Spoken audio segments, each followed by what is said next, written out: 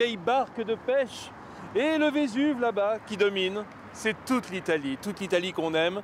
C'est le Moi Cultissimo sur Vivolta et c'est la Dolce Vita. Et moi, aujourd'hui, je vous emmène dans ma Dolce Cucina, ma cuisine de douceur, à la découverte des meilleurs produits italiens avec une foule d'invités. Une merveille.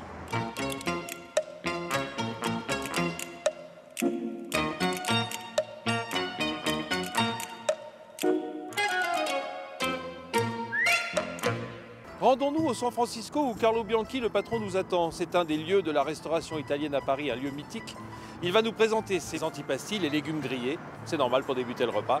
Et ensuite, les pâtes à la primavera. Et puis, la orazzavan avec ses plats merveilleux, le risotto aux artichauts, la panna cotta aux fraises. Et ensuite, Corinne Vignet et le parmigiano reggiano. Et puis Janine Courreau avec les prosciutto di Parma. Et nous finirons sur un verre merveilleux avec Enrico Bernardo, meilleur sommelier du monde.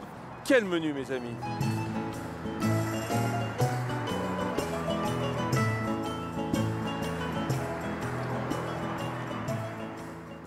Le San Francisco, c'est toute mon enfance, quoi. Signore Bianchi! Vieni Vincenzo, sono qua in cucina. En cuisine. Ah, bah c'est là la cuisine. Ah, Carlo! Buongiorno. Ciao bello! Ciao, come stai? Bene tu? Benissimo. Bien, super. Corrado? Bonjour Corrado. Ça va? Facciamo un po' di pasta. Allora metti anche le uova. Ah, tu es en train de faire la pâte là? Sì, facciamo pasta, farina, avec des œufs, un tout petit peu de sel pour donner un peu de piquant. Et on la mélange. On la laisse faire, on ne touche à rien du tout. Ça, c'est une machine qui est pas d'hier, celle-là. Celle-là, elle a 60 ans environ. C'est des vieilles machines, mais qui sont extraordinaires. C'est pratiquement introuvable aujourd'hui. C'est pas les machines. 60 ans, c'est l'âge du San Francisco? Exact. Donc parce qu'elle a été créée en 46. Début de San Francisco. Mais pas moi, hein. Moi je n'étais pas. Non, toi, tu étais petit, t'es comme moi.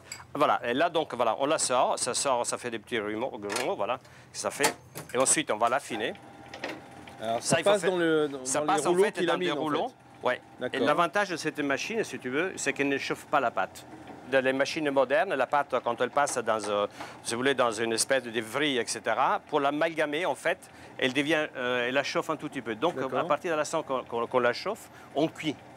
Ah, c'est comme si elle était pré-cuite en quelque sorte. En fait, c'est comme si elle était pré-cuite. C'est pas la même consistance. Non, non, c'est pas la même consistance. Ça n'a rien à voir. Là, les goûts restent. En fait, on sent l'œuf, on sent la farine. Et quand on la chauffe à 40 degrés pour l'amalgamer, ça boit beaucoup plus d'eau. Ça reste moins al dente. Voilà. Et alors, ça veut dire que des machines comme ça, on n'en trouve plus aujourd'hui? Non, pratiquement pas. On ne les fait plus, on ne les fabrique plus.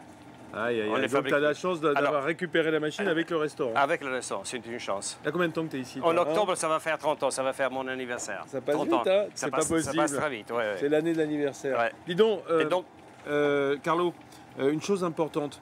En Italie, la pasta, c'est vraiment c'est comme le pain chez nous, quoi. C'est l'élément de base. En fait, c'est l'élément de base de tous les jours. Un Italien sur la pâte, c'est pas un Italien. Bah, tu sais, on va aller ensemble regarder un petit reportage parce que, évidemment, chaque région a sa méthode de fabrication. Et dans les Abruzzes, on fait les macaronis à la guitare. C'est exact. Hein? C'est très bon. Oh, je connais très très bien. Alors, on regarde ensemble et puis on revient tout de suite.